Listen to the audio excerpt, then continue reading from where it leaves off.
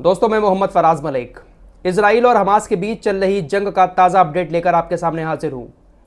Israel की तरफ से लगातार गाजा पट्टी पर हमले किए जा रहे हैं। सैकड़ों लोगों की मौत हो गई है। इजराइल की तरफ से दावा किया गया है कि हमने हमास के 400 लोगों को मार गिराया है। हमास का जो कमांडर है उसके घर पर भी हमला किया गया है। लगातार गाजा पट्टी पर इजराइल की तरफ से हमले किए जा रहे हैं। प्रधानमंत्री नेतन्याहू का कहना है कि पूरी गाजा पट्टी को मलबे का ढेर बना देंगे। हमास ने यह जो पंगा लिया है इसको बहुत महंगा पड़ेगा।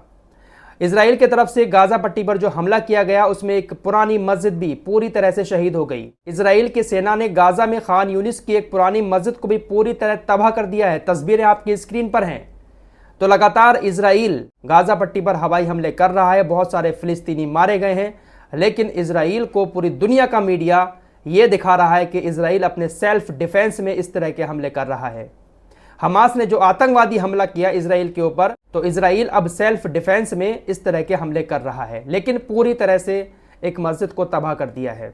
दोस्तों, कुछ देशों के अलावा इस वक्त पूरी दुनिया इजराइल के समर्थन में है, क्योंकि हमास को आतंकवादी संगठन घोषित किया हुआ है पूरी दुनिया में सभी सरकारों ने और सभी मीडिया ने। तो हमास ने इजराइल पर हमला किया है तो ये आतंकवादी हमला हुआ, इसलिए पूरी दुनिया की मीडिया सिर्फ और सिर्फ इजराइल के सपोर्ट में है। हमास ने जो हमला किया, हमास के लड़ाके इजराइल के अंदर घुसे, उन्होंने महिलाओं को निशाना बनाया, बच्चों को निशाना बनाया। ये बिल्कुल गलत है। चाहे फिलिस्तीन की आम जनता हो, चाहे इजराइल की आम जनता हो, ऐसा किसी के साथ नहीं करना चाहिए। बहुत सारी तस्वीरें आई हैं दर्दनाक, जहां पर हमास के लड़ाकों ने महिलाओं के कपड़े उतार कर उनको घुमाया है। वो चीज़ें गलत है, बिल्कुल गलत है। महिलाओं और बच्चों को निशाना नहीं बनाना चाहिए। लेकिन इजराइल की तरफ से तो सालों साल से इस तरह की हरकतें फिलिस्तीनी बच्चों के साथ, महिलाओं के साथ की जा रही हैं, लेकिन मीडिया इसको जगह नहीं देती है। मैंने आपको सुबह ही बताया था कि 33,000 बच्चों को इजराइल की सेना मार चुकी है 2008 से लेकर अब तक, लेकिन ये सारी खबरें इंटरनेशनल मीडिया पर ट्रेंड नहीं करती हैं। फिलिस्तीनियों पर जो जुल्म होता है वो पूरी दुनिया की मीडिया छुपा जाती है। अब आपको एक मैप दिखाना चाहता हूँ। ये मैप आपकी स्क्रीन पर है। 1946 से देखिएगा। पहले पूरा इलाका फिलिस्तीन हुआ करता था। इजराइल को जो नाजायज देश कहा जाता है वो इसीलिए कहा जाता है क्योंकि इजराइल ने पूरा का पूरा देश फिलिस्तीन को कब्जा कर बनाया है। पहले मैप में देखिए, 1946 में पूरा फिलिस्तीन हुआ करता था जो हरे कलर का दिखाई दे रहा है। उसके बाद इजराइल ने कब्जा कर लिया, फिलिस्तीन के जगहों पर कब्जा करना शुरू कर दिया और 1948 में एक अपना देश भी बना लिया जिसका नाम इजराइल रखा गया। दूसरे मैप में आपको दिखाई देगा पीला एरिया कितना है और हरा एरिया कितना सा बचा। उसके बाद आप 1967 में आ जाइए।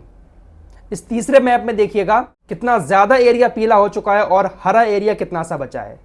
और अगर अब की बात करें तो आपकी स्क्रीन पर है ये चौथा मैप।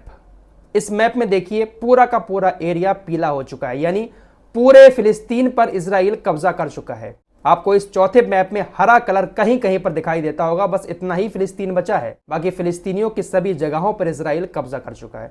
तो भाई, अगर किसी के घर के ऊपर आप कब्जा करोगे, जमीनों के ऊपर कब्जा करोगे, तो वो तुम्हें सही तो नहीं समझेंगे ना। इजराइल को नाजायज देश इसीलिए कहते हैं क्योंकि इजराइल ने पूरे फिलिस्तीन पर कब्जा कर लिया है। लेकिन पूरी दुनिया को फिलिस्तीनियों का दर्द इसलिए नहीं दिखता है क्योंकि हमास हुआ, हिजबुल्लाह हुआ, ये आतंकी संगठन है जो फिलिस्तीनियों का साथ देते हैं। इसलिए पूरी दुनिया की मीडिया सभी फिलिस्तीनियों को आतंकवादी की नज़र से देखती है, इसलिए फिलिस्तीनियों का सपोर्ट कोई नहीं करता।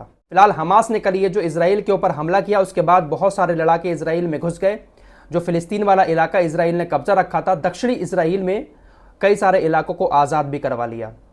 जब आज़ाद कराया तो उसके बाद ईरान में भी जश्न मना। इस बात का कई सारे वीडियो सोशल मीडिया पर वायरल हुई। इस जंग को लेकर सऊदी अरब की तरफ से शांति की अपील की जा रही है। इजराइल से भी शांति बनाए रखने की बात कर रहा है सऊदी अरब, और हमास से भी कह रहा है।